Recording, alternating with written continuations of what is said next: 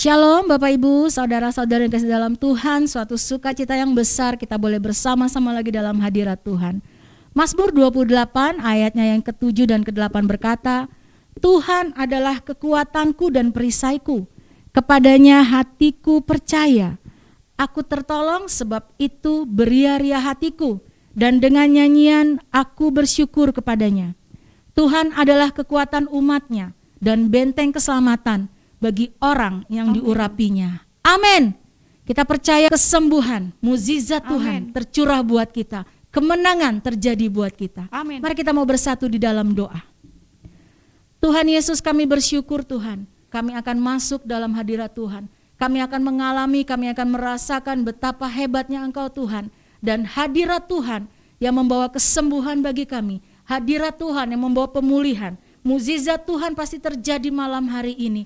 Kelepasan pasti terjadi malam hari ini. Dan kemenangan akan kami miliki Tuhan. Terima kasih Bapak, terima kasih Tuhan. Di dalam nama Tuhan Yesus Kristus, kami siap Tuhan menyambut Engkau Tuhan. Haleluya. Amin. Mari kita mau berikan kemuliaan buat Tuhan. Karena Tuhanlah kota bentengku. Tuhanlah yang selalu melindungi kita. Amin. Kita mau katakan bersama, Kau gunung batuku Tuhan.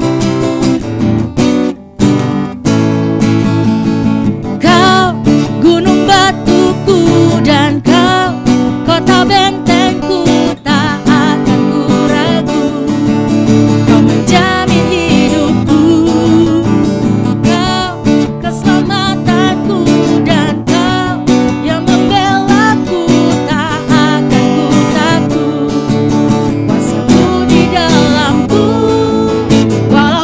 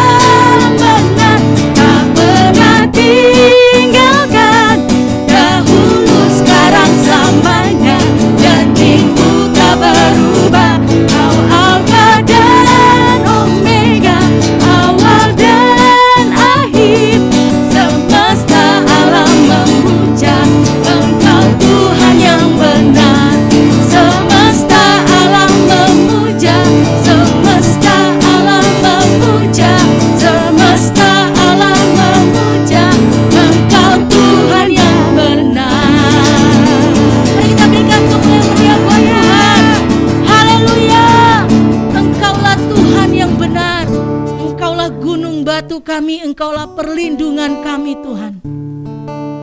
Terima kasih Tuhan. Hanya kepadamu-lah segala pujian syukur kami Tuhan. Hanya kepadamu-lah Tuhan penyembahan kami berikan Tuhan. Terima kasih Tuhan, terima kasih Bapa. Haleluya. Jesus.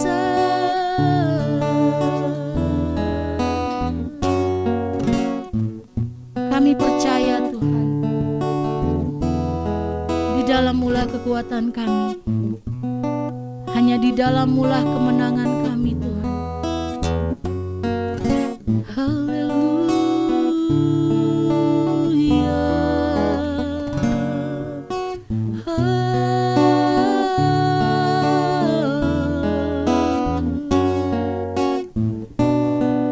Terima kasih Tuhan.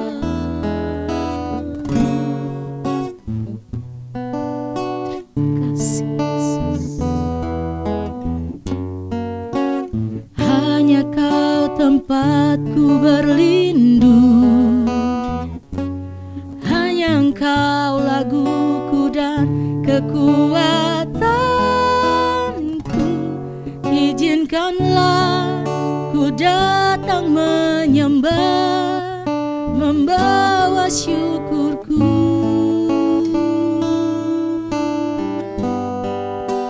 Sedalamnya hatiku Kau pun tahu,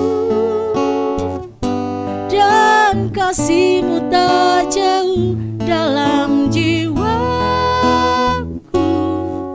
Di dalam kesesakan, di dalam kemenangan, ku tahu Engkau selalu bersamaku.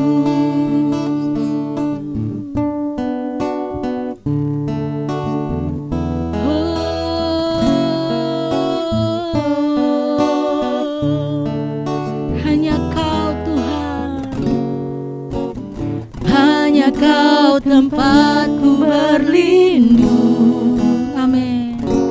Hanya Engkau laguku dan kekuatanku. Izinkanlah ku datang menyembah, membawa syukurku.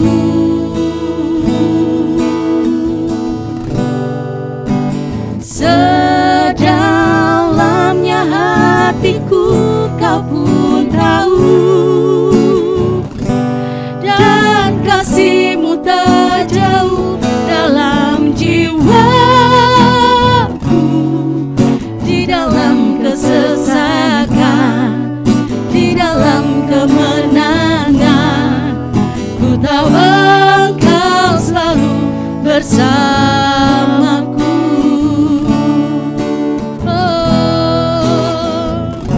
Selalu bersamaku Tuhan. Hanya Kau tempatku berlindung, hanya Engkau laguku dan kekuatanku. Izinkanlah ku datang menyembah, membawa syukurku.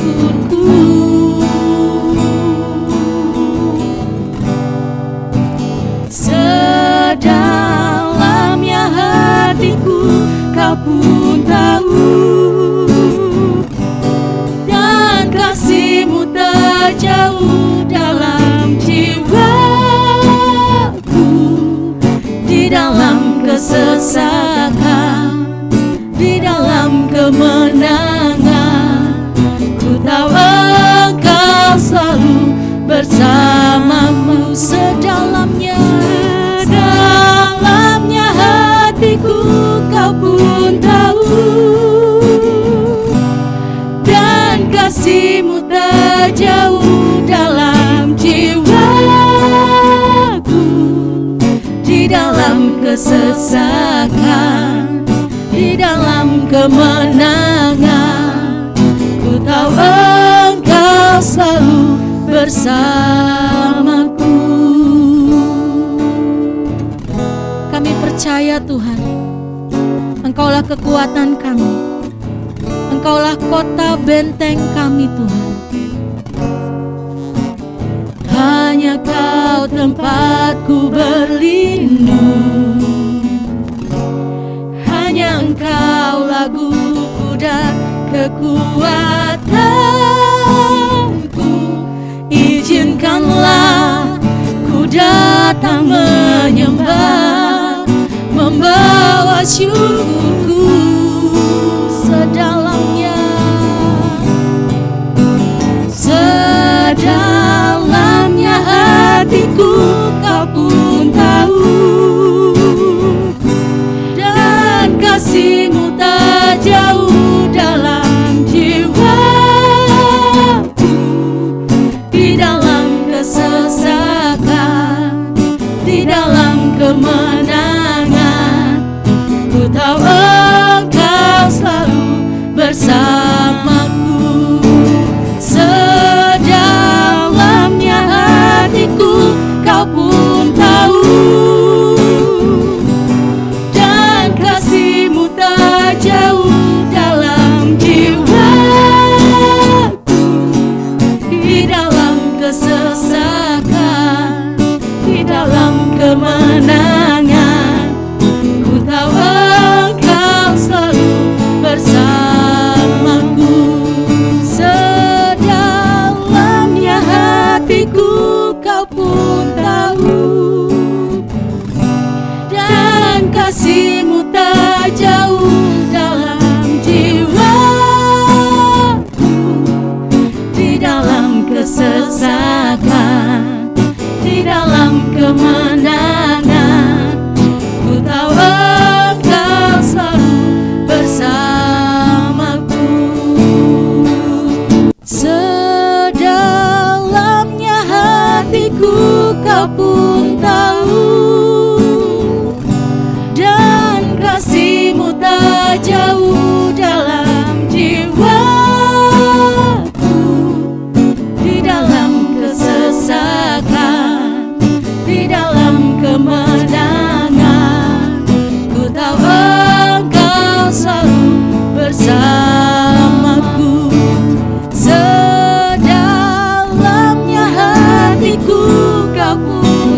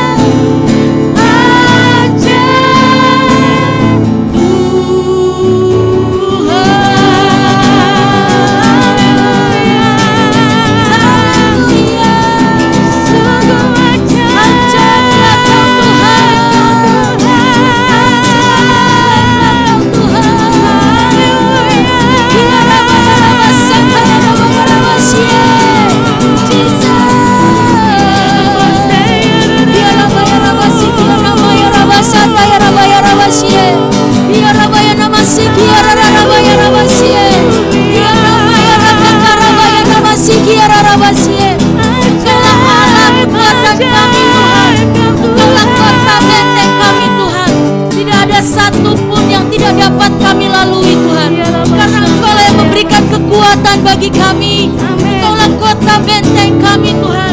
Engkaulah yang berjalan di depan kami. Engkaulah yang membuka jalan bagi kami Tuhan. Ya nama sakaya rabaya rabasie.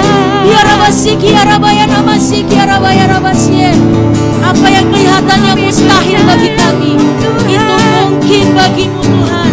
Sebab bagimu tidak ada yang mustahil. Engkau yang berperkara bagi kami Tuhan. Engkau yang memegang kuasa Tuhan. Dan Engkau memberikan kuasa-Mu itu bagi kami Tuhan. Bersama dengan Tuhan kami bisa melaluinya Tuhan. Bersama dengan Engkau Tuhan. Ya rabasiki ya rabaya rabasye. Mari kita berikan kemuliaan yang meriah buat Tuhan. Kita berikan sorak-sorai bagi Yesus Tuhan. Haleluya. Haleluya.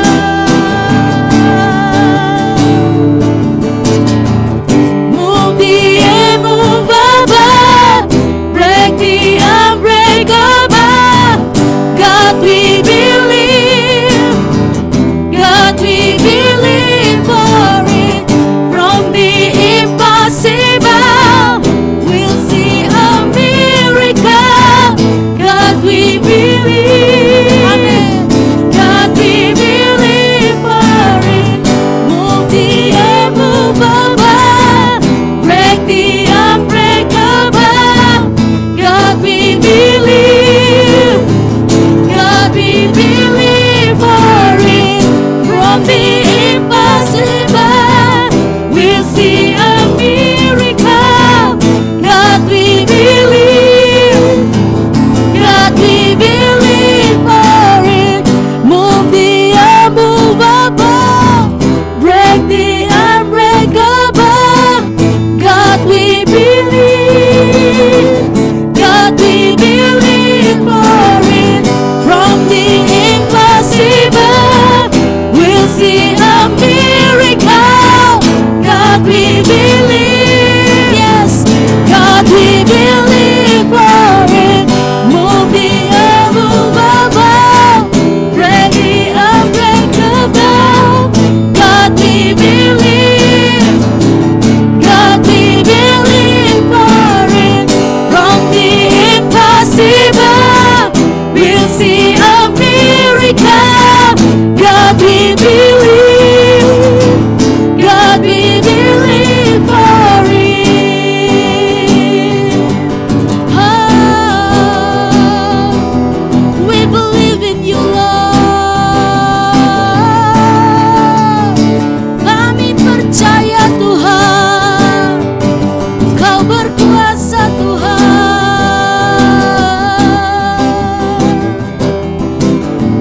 Yes, Lord.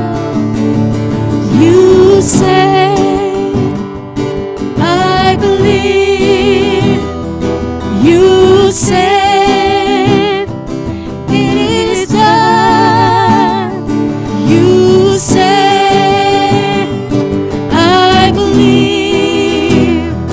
You said it is done. You said, I believe.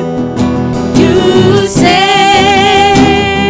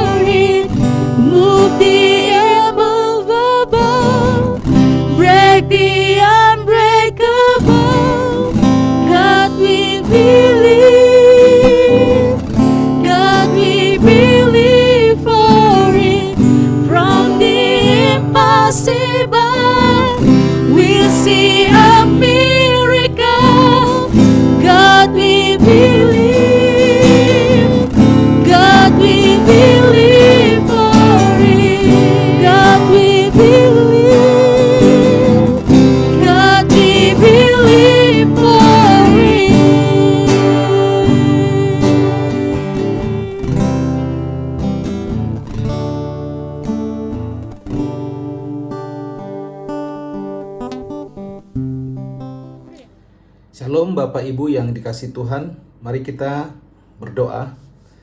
Bapa kami dalam surga, kami mengucap syukur.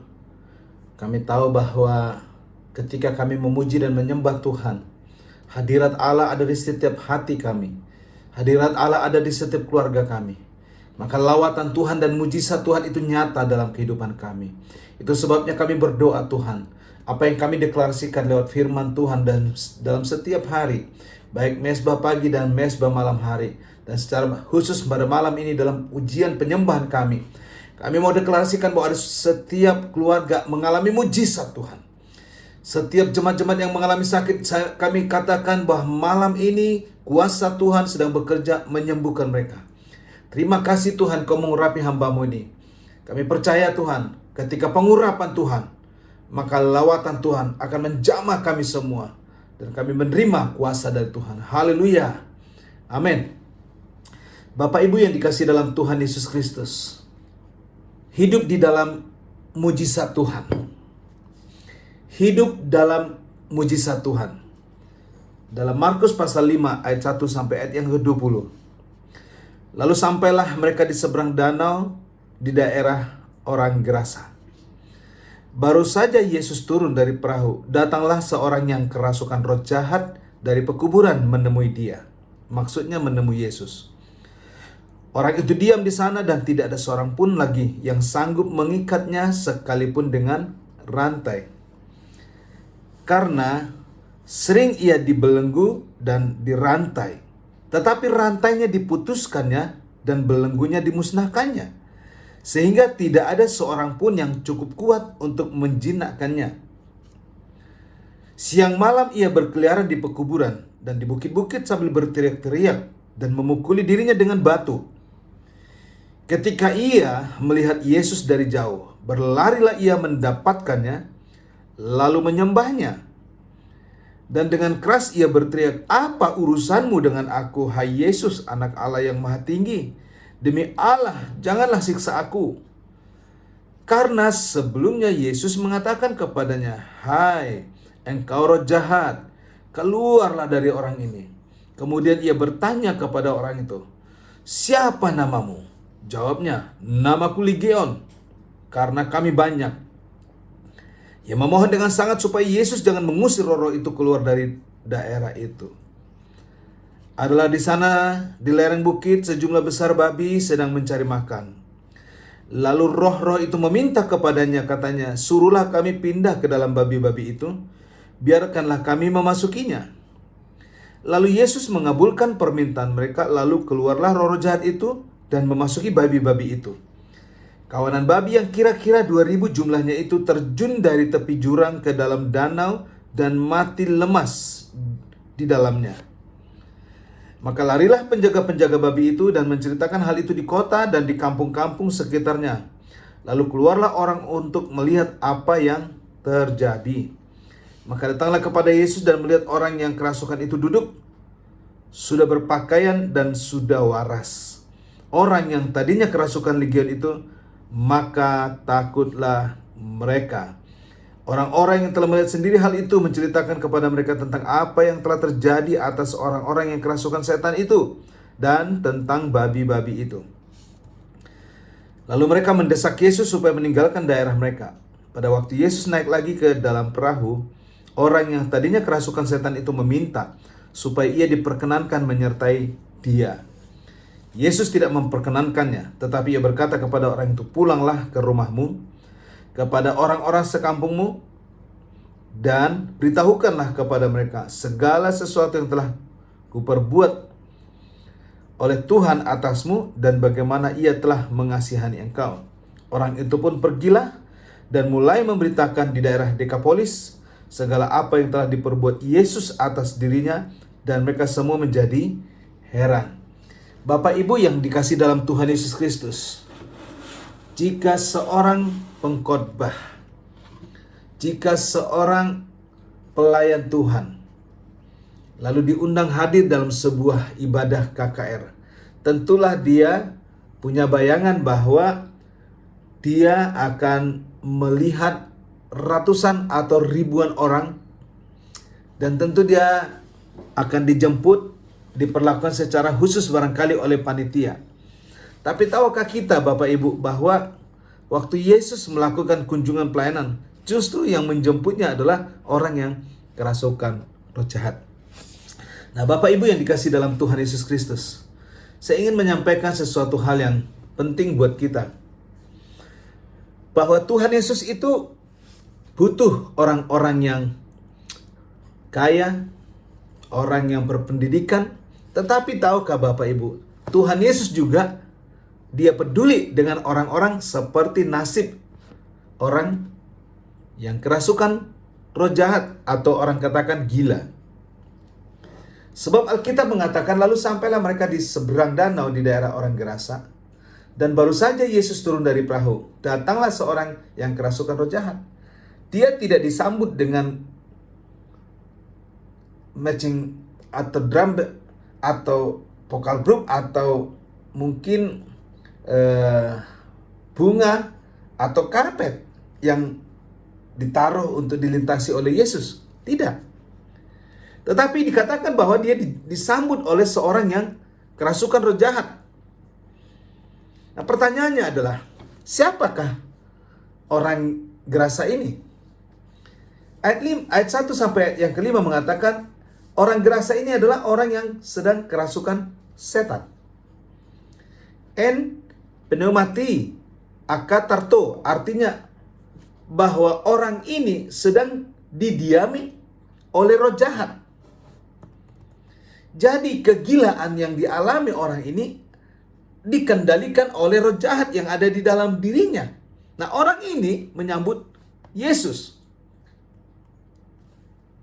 Dia bukan jahat, tetapi didiami oleh roh jahat. Artinya apa Bapak Ibu? Mungkin kita pernah berpikir bahwa orang ini orang baik. Tapi kok kenapa jadi jahat begini? Barangkali dia adalah salah satu oknum yang sedang mengalami en pneumati akatarto. Artinya sedang didiami oleh roh jahat, makanya tindakannya jahat. Nah, kalau Bapak Ibu belajar tentang roh jahat, di dalam ayat 4 dan ayat yang kelima yang sudah kita baca, dia dikatakan sering dibelenggu dan dirantai. Tapi semuanya dipatahkan, dimusnahkan. Bahkan dia berteriak-teriak memukuli dirinya dengan batu. Bayangkan Bapak Ibu kalau Anda dipukul dengan batu. Tetapi orang ini dipukuli, artinya memukuli dirinya bukan sekali. Jadi orang yang telah didiami oleh roh jahat ini, kekuatannya luar biasa. Rantai dihancurkan, dan tidak seorang pun yang bisa mengendalikan dirinya. Ia telah menyiksa dirinya dengan memukulinya dengan batu. Artinya apa? Bila Anda atau anggota keluarga kita dirasuk oleh roh jahat, ingatlah bukan orangnya yang kuat, tapi roh jahat yang ada di dalam dirinya, itulah yang menjadikan dia seolah-olah sangat kuat. Lalu yang menariknya dikatakan di dalam ayat 6, roh jahat ini menyembah Tuhan. Bapak Ibu, kata yang sama mungkin kita sering gunakan ketika kita menyembah Tuhan, yaitu proskuneo. Lihatlah dikatakan roh jahat ini menarik Bapak Ibu. Menariknya kenapa? Melihat Yesus dia berlari, mendapatkan Yesus, lalu menyembah, yang belum tentu saudara dan saya melihat Yesus berlari menyambutnya, atau juga menemui Yesus, atau menyembah dia. Berapa banyak saudara datang di rumah Tuhan, belum tentu sudah tahu ibadah sudah dimulai, tapi belum mempercepat langkah saudara ada di rumah Tuhan.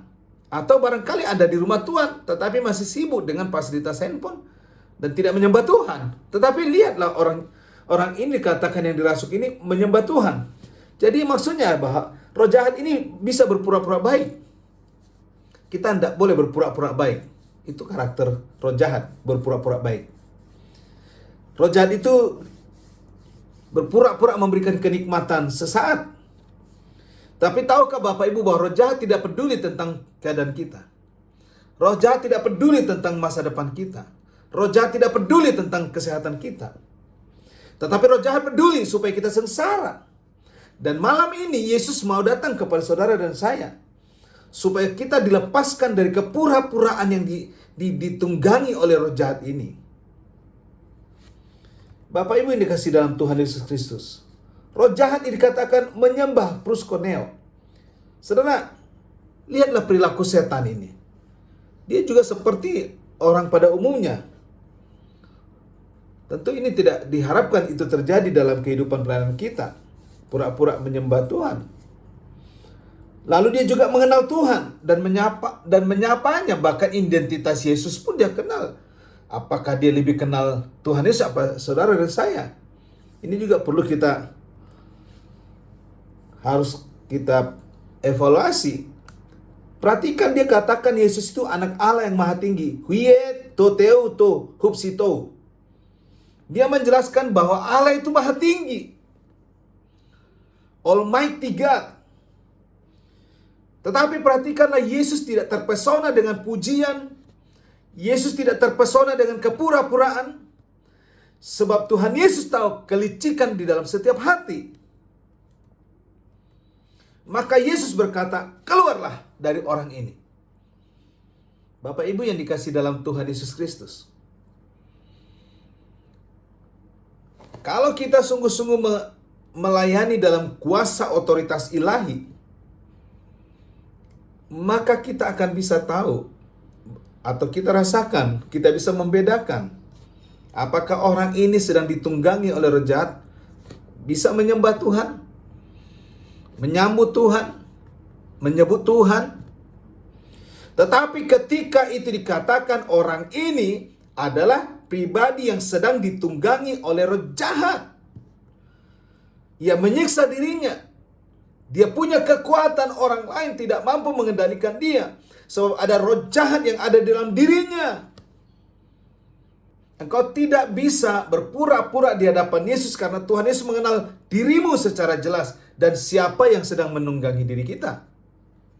Kita tinggalkan kepura-puraan karena itu adalah karakter si setan. Kita tinggalkan pengakuan-pengakuan yang bersifat bukan dari hati. Dia kenal Yesus, Allah yang maha tinggi, tetapi dia bukanlah penyembah Allah. Dia hanya melakukan kepura-puraan. Mujizat itu terjadi kalau kita meninggalkan kepura-puraan. Kita nggak bisa bertahan di dalam kepura-puraan bila kita ingin mengalami mujizat. Mari kita menjadi orang yang orisinil, orang yang sejati di dalam Kristus. Karena dengan demikian, kuasa Allah bisa bekerja dalam diri kita. Orang ini dikatakan bahwa dia telah ditunggangi oleh roh jahat. Yesus punya urusan dengan manusia ini. Tetapi roh jahat juga punya urusan dengan dia. Sehingga dia mencoba mengkelabui Yesus yang barangkali punya pengalaman dia mengkelabui orang lain. Tetapi kita percaya Tuhan berurusan bagi saudara yang sakit. Tuhan berurusan bagi saudara yang sedang mengalami tekanan. Tapi lepaskan dirimu dari segala kuasa-kuasa roh jahat dalam segala kepura-puraan. Tuhan mau bekerja atas hidupmu untuk memberkatimu dan menolongmu. Dan beri ruang untuk Yesus untuk mengenyahkan semua kepura-puraan. Hal-hal apa saja yang dipakai iblis untuk mengkelabui dia. Dia punya power. Kita nggak bisa main-main. Kita harus serius. Karena kuasa jahat itu punya kuasa. Melebihi manusia, dikatakan dia rantai, semua apa sajalah yang mengikat dirinya dihancurkan. Bahkan dia memukuli dirinya dengan batu. Tetapi poin kedua yang kita harus tahu bahwa Yesus itu adalah super power yang punya kuasa lebih daripada kuasa apapun. Ayat 11 sampai 17, tindakan Yesus sangat drastis, bahkan radikal. Ia mengusir roh najis itu ke dalam babi. Dan kebetulan karena orang Yahudi memang sangat benci babi. Apakah babi itu menjadi tempat roh jahat? Bukan. Tetapi Yesus tahu bahwa orang Yahudi mengatakan haram makan dagingnya, tapi tidak dengan bisnisnya. Ini kan kepura-puraan. Kita nggak boleh berpura-pura. Oleh karena itu, apa yang Yesus punya waktu itu? Belas kasihan. Bukan Yesus abai terhadap bisnis. Betul, tetapi kepura-puraan itu tidak boleh dipertahankan. Mengatakan di sisi lain itu tidak boleh, tetapi di sisi lain kita boleh. Orang mengatakan seperti standar ganda, kita nggak boleh seperti itu. Bapak Ibu yang dikasih dalam Tuhan Yesus Kristus, kuasa Tuhan di dalamnya terkandung belas kasihan. Dan Allah punya urusan bukan dengan bisnis, tapi Allah punya urusan dengan manusia. Hari ini Tuhan berurusan dengan saudara dan saya, tidak berurusan dengan bisnismu. Tuhan tidak sedang berurusan dengan hal-hal yang lain, tetapi Tuhan hari ini mau berurusan dengan hidupmu, pribadimu. Saudara, saya mencoba ya, kira-kira berapa kerugian pengusaha babi ini. Saya coba hitung-hitung ya, kalau Bapak Ibu bisa bayangkan kalau harga daging babi 100.000 per kilo, dikali 2.000 ekor, maka sedikitnya orang ini kerugian 20 miliar. Apakah itu kecil? Besar sekali Bapak Ibu. 20 miliar itu sangat besar sekali. Tetapi bagi Tuhan manusia lebih penting. Hidupmu lebih penting dari segala sesuatu yang bernilai di mata dunia ini. Tuhan berurusan atas hidupmu. Dan Dia akan melakukan mujizat atas hidupmu. Kalau hidupmu sudah berurusan dengan Tuhan dan dipulihkan, maka hal yang lain Tuhan bisa kerjakan dalam kehidupan kita. Asal kita sungguh-sungguh mau jujur di hadapan Tuhan. Salah satu yang bisa menghambat terobosan dalam kehidupan kita adalah karena kita tidak memiliki belas kasihan. Mari lembutkan hati kita. Lihat sekeliling kita. Orang pada sakit. Orang pada kesulitan. Kalau Anda diberi rezeki oleh Tuhan, bagi rezekimu. Mari bersama-sama dengan gereja ini. Kita menolong orang-orang sakit. Kita menolong orang-orang yang kesulitan. Kita membantu, mungkin kita bisa memberikan sesuatu. Karena apa? Tuhan menanamkan di dalam diri kita, yaitu belas kasihan. Yang kedua, setelah belas kasihan adalah bicara tentang kesembuhan. Tetapi yang paling utama bukan kesembuhan tubuhnya, tapi jiwanya. Kesembuhan jiwa akan mengubah orang tersebut. Artinya bagi orang yang kerasukan bukan saja menyembuhkan dari ikatan kuasa kegelapan, tetapi hatinya yang berbelas kasihan akan memberikan terobosan mujizat dalam kehidupan orang yang sakit itu. Sehingga kalau mujizat terjadi, maka itu berbicara tentang kesehatan jasmani. Tetapi yang paling utama adalah, mari jiwa kita mengalami kesegaran yang baru dari Tuhan. Jangan biarkan rohmu, jiwamu dipenjarakan oleh situasi pandemi ini. Tapi buka hatimu. Kalau rohmu dipulihkan oleh Tuhan, kalau jiwamu dipulihkan oleh Tuhan, maka mujizat secara fisik Tuhan bisa kerjakan atas hidupmu. Akibatnya apa Bapak Ibu? Orang yang sakit itu mengalami perubahan. Yang menjadi manusia baru, dia tidak lagi pembuat onar, tidak lagi mengancam orang lain, tidak lagi menyusahkan, bahkan dia menjadi pendamai dan sukacita. Itulah inti pertobatan Bapak Ibu. Kalau dulu Anda belum di dalam Tuhan menjadi orang baik, tapi setelah di dalam Tuhan Anda suka mengganggu orang lain, justru sumber masalah. Ini terbalik daripada kebenaran firman Tuhan. Mari kita selidiki hidup kita sekarang ini. Apakah hidupmu berubah sebelum di dalam Tuhan dan sekarang? Dulu orang ini mengancam, membuat onar, menyusahkan orang lain, mengintimidasi. Tapi ketika Yesus telah pulihkan jiwanya, dia menjadi orang yang membawa damai. Dia berkata, aku mau ikut engkau. Tapi Yesus berkata, tidak. Kasih tahu sama orang lain. Artinya apa? Hidupmu jadi bermakna bagi orang di sekitar kita, di lingkungan kita. Tapi kalau lingkungan kita tidak merasakan perubahan hidupmu, barangkali engkau belum mengalami mujizat secara jiwa. Mari muliakanlah Tuhan melalui hidupmu sehari-hari. Ayat 17 berkata, mereka mendesak Yesus supaya ia meninggalkan daerah mereka. Pada waktu Yesus naik lagi ke dalam perahu, orang yang tadinya kerasukan setan itu meminta supaya diperkenankan menyertai, tapi Yesus tidak memperkenankannya. Tetapi ia berkata, pulanglah ke rumahmu, kepada orang-orang sekampungmu. Beritahukanlah kepada mereka sesuatu yang telah Tuhan perbuat atas hidupmu. Jadilah saksimu, jadilah saksi Tuhan di dalam keluargamu. Artinya apa? Siapa yang memenangkan keluargamu supaya mereka mengenal Yesus? Dirimu sendiri. Siapa yang mengenalkan Yesus di lingkunganmu? Dirimu sendiri. Tapi kalau di keluarga saja kita nggak bisa jadi berkat, di lingkungan kita nggak jadi berkat, apa benar kita sudah mengalami mujizat dari Tuhan? Jika gereja kita, keluarga kita, dan hidup kita mau mengalami mujizat, milikilah hati seperti hati Yesus, belas kasihan. Jangan pernah tergoda engkau melihat hal-hal yang bersifat fisikal, tapi lihatlah jiwa. Kadangkala di dalam tawa ada tangisan yang tidak saudara dengar secara fisik, tapi jiwanya sedang merana. Mari pandang seperti Yesus memandang orang itu. Miliki belas kasihan. Lihat di sekitar kita banyak orang terpapar. Mari kita punya belas kasihan. Lakukan sesuatu, kita nggak bisa berdiam diri atau sekedar terharu-terharu. Lalu saudara terharu, lalu share di grup WA-mu, itu nggak bermakna, tidak ada makna. Hentikan gaya-gaya sok sosial begitu. Mari kita langkah tindakan yang bisa berdampak bagi orang lain. Kalau engkau bekerja, sisihkan rezekimu sedikit untuk menolong orang lain. Saya bersyukur gereja kita telah melakukan itu.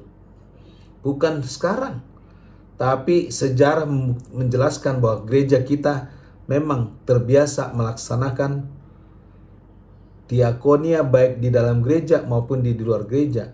Tapi hari ini situasinya berbeda. Ini musim COVID. Saudara saya bisa menjadi kikir karena kita tergoda melihat situasi ini lalu kita takut atas hidup kita. Tapi saya mau katakan Bapak Ibu, mujizat itu terjadi dimulai memiliki belas kasihan. Tuhan Yesus melakukan sesuatu yang menjadi terobosan karena dia berbelas kasihan. Dia memiliki belas kasihan, lalu selain berbelas kasihan, dia juga menyembuhkan hal jiwa seseorang. Apa yang dibutuhkan oleh orang? Obat ya, uang ya, tapi lebih daripada itu adalah keselamatan jiwa. Tahukah Bapak Ibu, di bawah kolong langit ini tidak ada nama lain yang bisa menyelamatkan seseorang. Hanya nama Yesus. Setiap orang butuh keselamatan abadi. Nama Yesus. Belas kasihan, beritakan keselamatan, maka mujizat terjadi. Saya ulangi lagi, belas kasihan, keselamatan jiwanya, lalu berdoa, mujizat pasti terjadi. Saya berdoa, kita ambil keputusan. Kalau hidup kita ingin dipakai Tuhan melakukan mujizat, miliki belas kasihan. Miliki belas kasihan. Yang kedua, lihat jiwa-jiwa supaya diselamatkan. Yang ketiga, berdoa untuk mujizat. Maka orang yang kerasukan itu sembuh. Kiranya ini menjadi doa kita bersama-sama. Kuasa Tuhan akan bekerja dalam kehidupan kita, dalam keluarga kita, dalam gereja kita. Itu sebabnya hiduplah dalam mujizat Tuhan. Amin. Mari kita berdoa. Bapa kami dalam surga, kami melihat bagaimana Tuhan secara terang-terangan bekerja secara luar biasa. Sehingga ketika kami melihat nats ini, Tuhan tidak memilih-milih jiwa. Tapi Tuhan tahu bahwa Tuhan sedang berhadapan dengan jiwa. Sehingga sekalipun secara materi orang kehilangan, tapi Tuhan memastikan kepada kami bahwa jiwa lebih daripada ribuan ekor babi ini ataupun sebanyak apapun bisnis kami. Tapi jiwa lebih penting. Biarlah kami menyadari bahwa kami adalah gereja yang misioner, yang memenangkan jiwa. Tapi ajar kami Tuhan memiliki belas kasihan, sehingga mata kami bisa melihat sebagaimana Yesus melihat orang yang kerasukan ini.